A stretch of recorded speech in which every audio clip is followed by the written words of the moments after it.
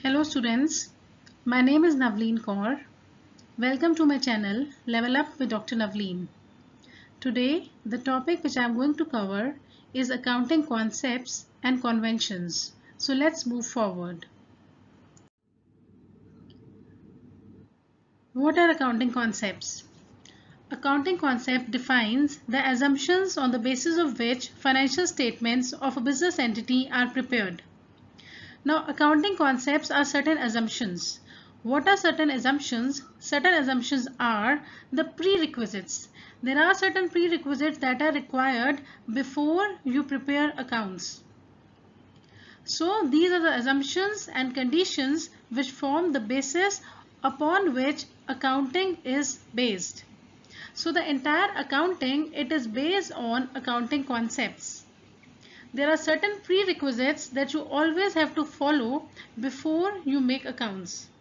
They are also known as generally accepted accounting principles.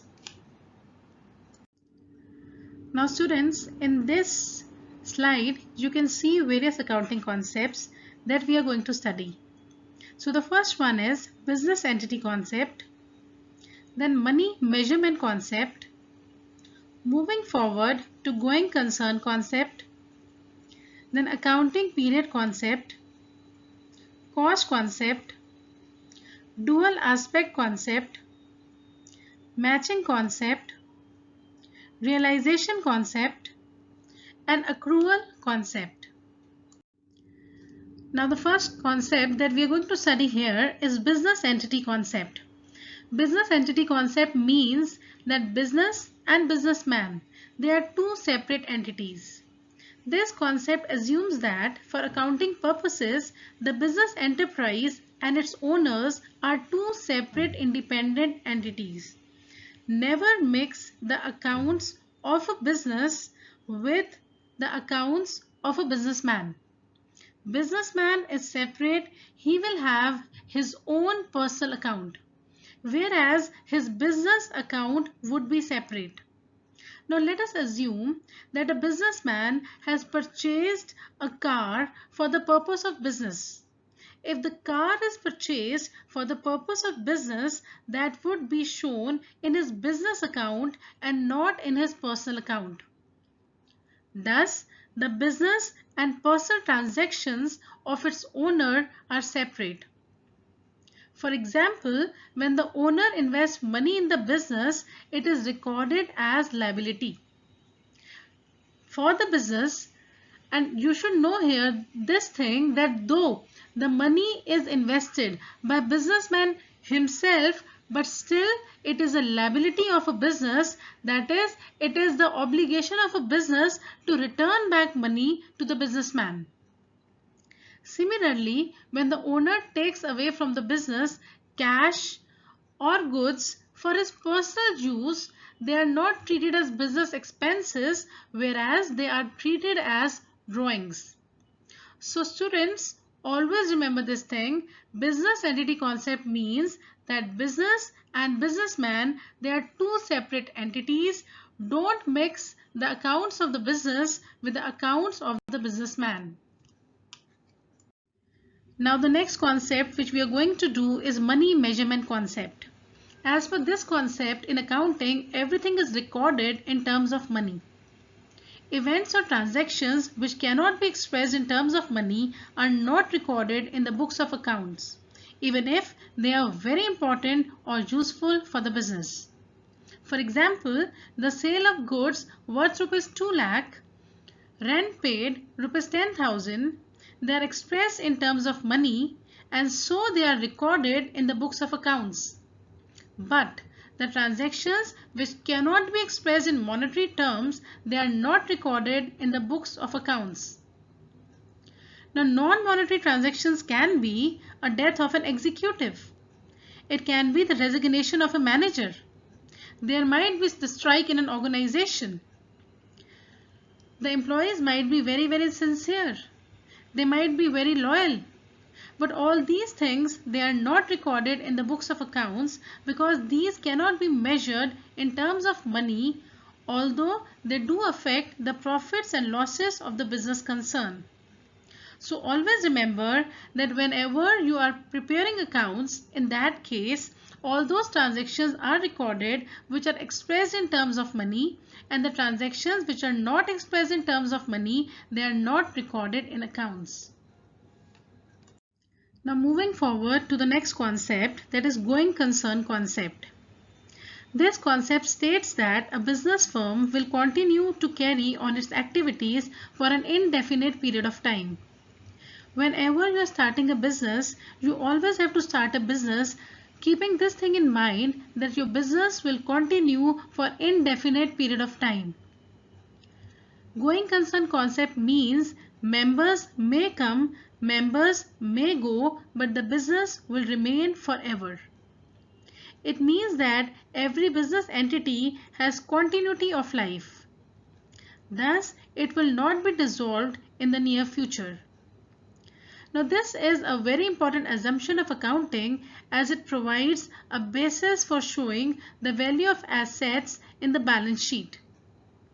So always remember this thing, that every businessman, when he starts his business, he always keep in mind that his business will continue, his business will run for an indefinite period of time.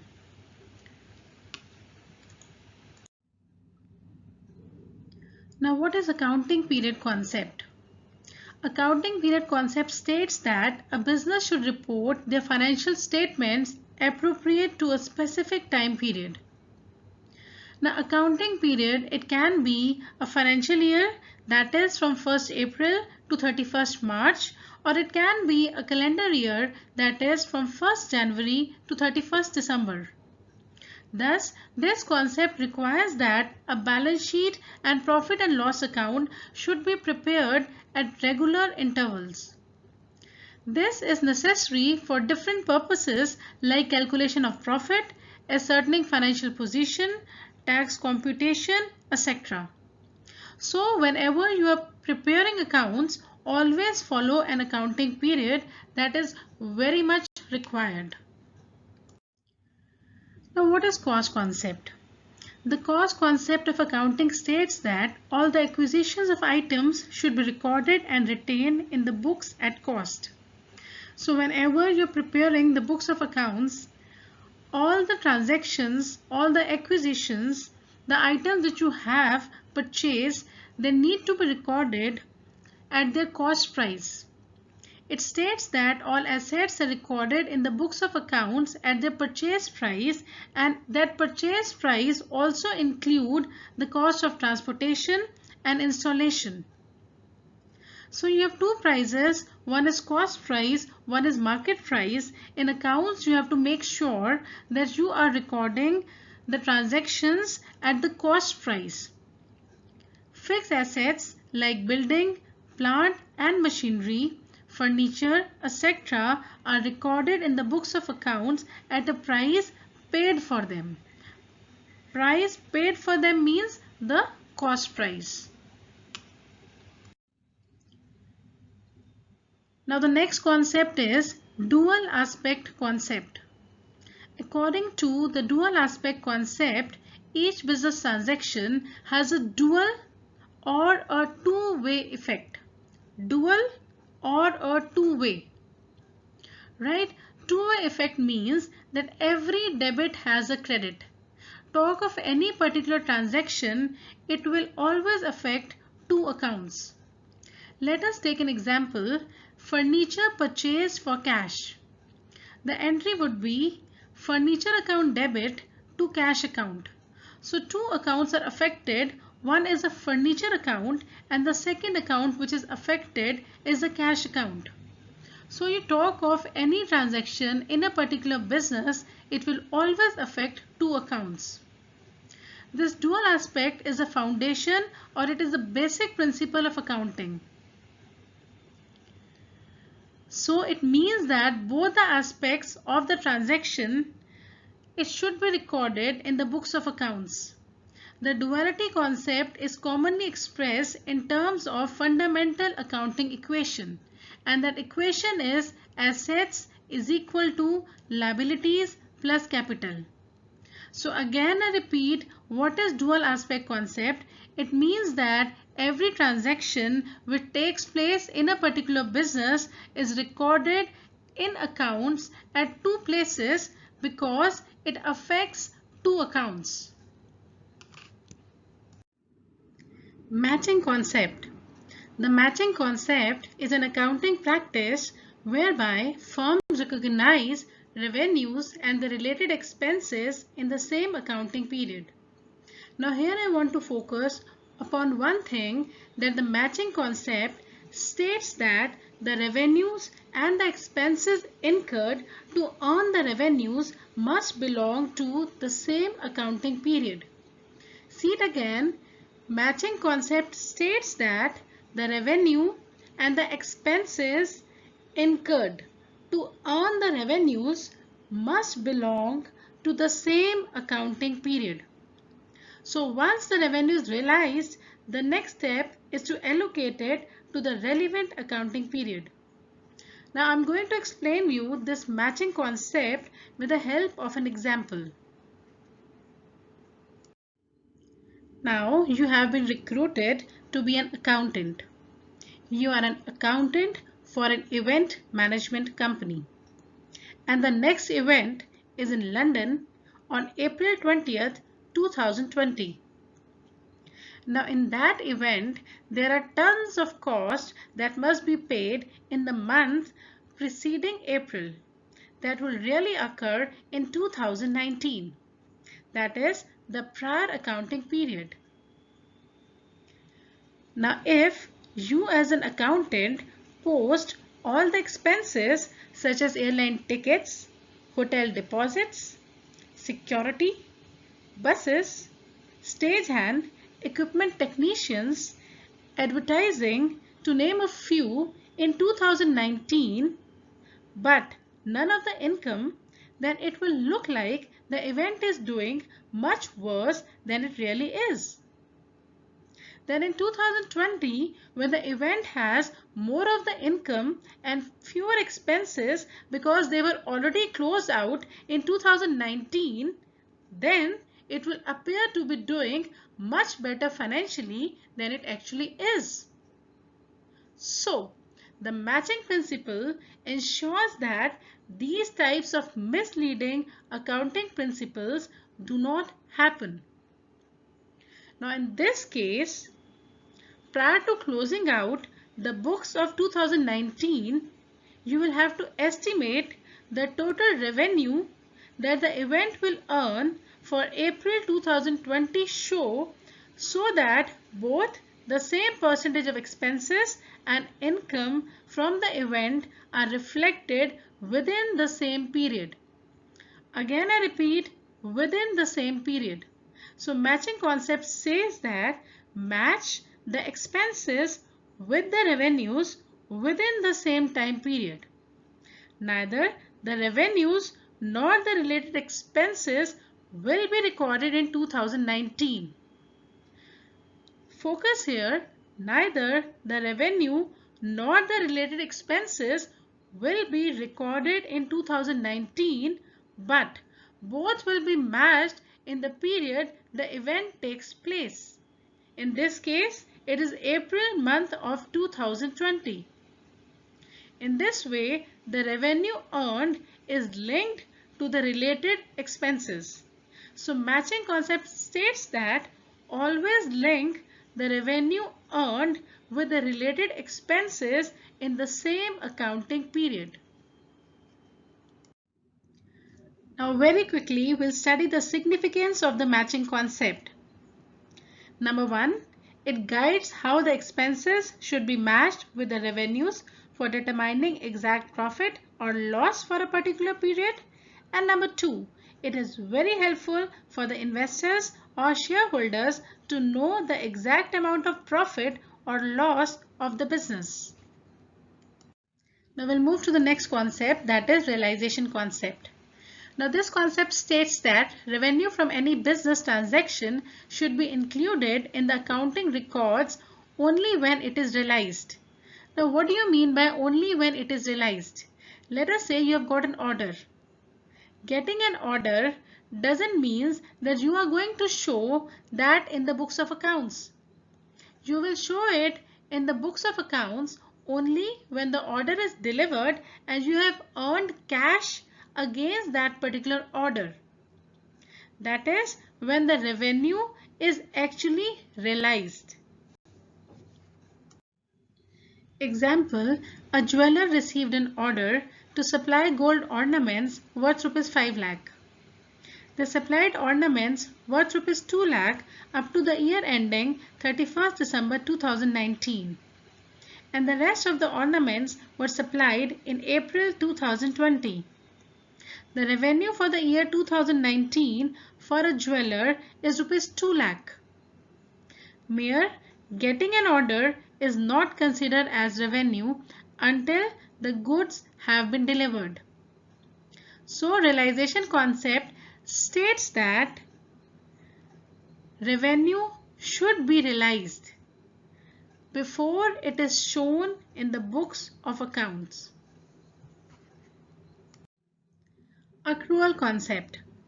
Accrual concept is the most fundamental principle of accounting which requires recording revenues when they are earned and not when they are received in cash, and recording expenses when they are incurred and not when they are paid. So accrual accounting is an accounting method where revenue or expenses are recorded when a transaction occurs rather than when payment is received or made. It means that revenues are recognized when they become receivable. You know that you're just going to get it. When you know that you're going to get it, you can show in the books of accounts then. Both transactions will be recorded in the accounting period to which they relate. Whether cash is received or not received, and the expenses are recognized when they become payable, whether cash is paid or not paid. Now this method follows the matching principle. This method follows the matching principle which says that revenues and expenses should be recognized in the same period. Now here I am going to explain you accounting conventions. The term accounting conventions refers to the customs or traditions. They are those customs or traditions which are used as a guide in the preparation of the accounting report and statements. Now, the question might come to your mind that what is the difference between accounting concept and accounting conventions? Now, the first difference is that accounting concepts, they are the rules or the regulations. Accounting concepts, they are the prerequisites. They are the assumptions which we follow before making the accounts. Whereas the conventions, they are the customs or the practices that are widely accepted by the accounting bodies and are adopted by the firms to work as a guide in the preparation of final accounts. तो accounting concepts आपके rules हैं, accounting conventions आपकी practices हैं, आपके customs हैं, आपके traditions हैं. Right? So very important thing here is that accounting conventions, they are not universally applicable. हर कोई इनको फॉलो नहीं करता. But accounting concepts, they are universally acceptable and they are universally applicable too. So accounting concepts, they are set by accounting bodies, whereas accounting conventions, they are the common practices.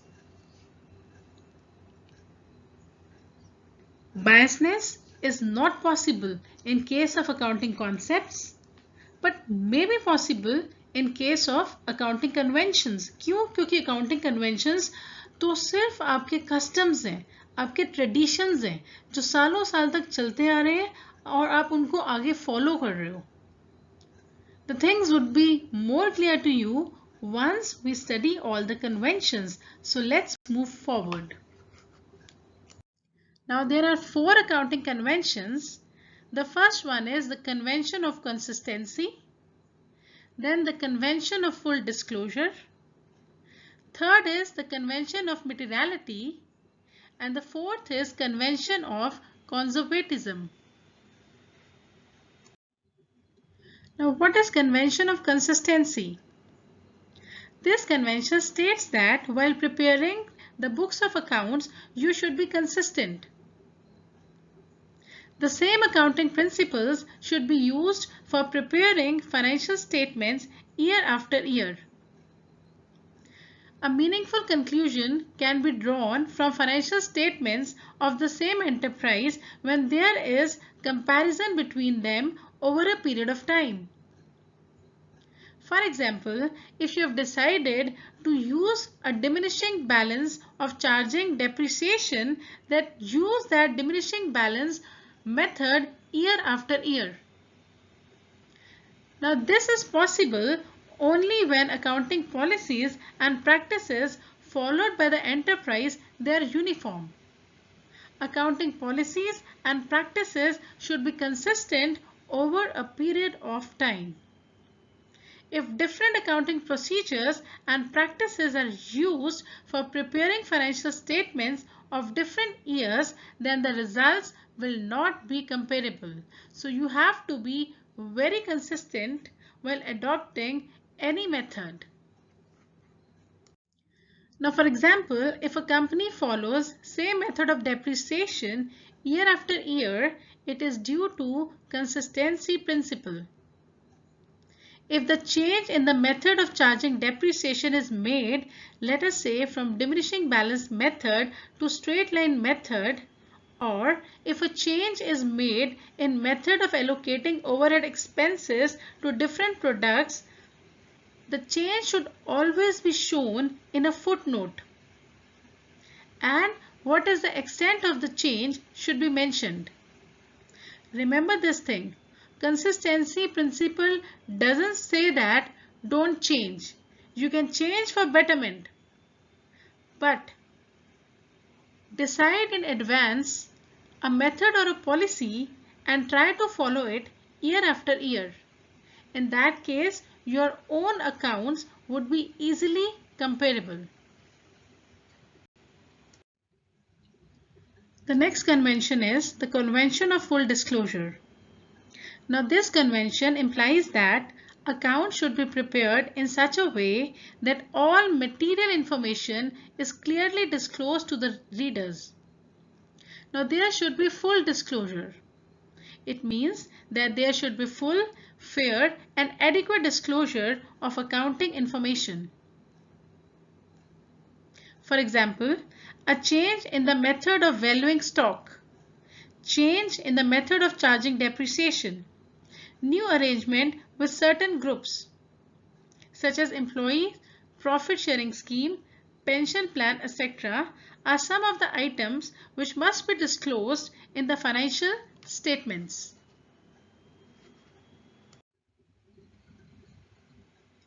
Now, everything should be fully disclosed and it should not be misleading to the reader. The business provides financial information to all the interested parties like investors, lenders, creditors, shareholders, etc. The shareholder would like to know about the profitability of the firm, while the creditor would like to know about the solvency of the business. In the same way, other parties would be interested in the financial information according to their requirements. This is possible if the financial statement discloses all the relevant information in full, fair, and adequate manner. The next convention is the convention of materiality. The convention of materiality states that to make financial statement meaningful, only the material facts, that is important and relevant information, should be supplied to the users of accounting information and insignificant things should be ignored. So in accounting, record the material things. Don't record insignificant things because they might require a lot of your efforts and labor. Example, suppose a calculator used in business cost ₹100. It can be utilized for say next 8 years. However, the effort in order to allocate its cost over the 8-year period is not worth the benefit in comparison to the benefit derived from its operation. So treat the expense of calculator in the year it was purchased. So you can ignore the irrelevant details, show the material details in the books of accounts. Now we have come to the last convention, that is a convention of conservatism. Now who is a conservative person? The conservative person is the one who plays safe. Conservative person वो होता है जो फूक फूक के कदम रखता है. तो this convention states that accounting में आप फूक फूक के कदम रखिए. It states that anticipate no profit but provide for all the losses. If there is a possibility of loss, it should be considered at the earliest. On the other hand, a prospect of profit should be ignored up to the time it does not materialize. Thus, this convention clearly states that profit should not be recorded until it is realized, but if the business anticipates any losses in the near future, the provision should be made in the books of accounts for the same. तो losses के लिए आप provisions बनाइए, पर profit को तब तक show ना कीजिए जब तक आप उसको एक्चुअली रियलाइज नहीं कर लेते हो. This is convention of conservatism.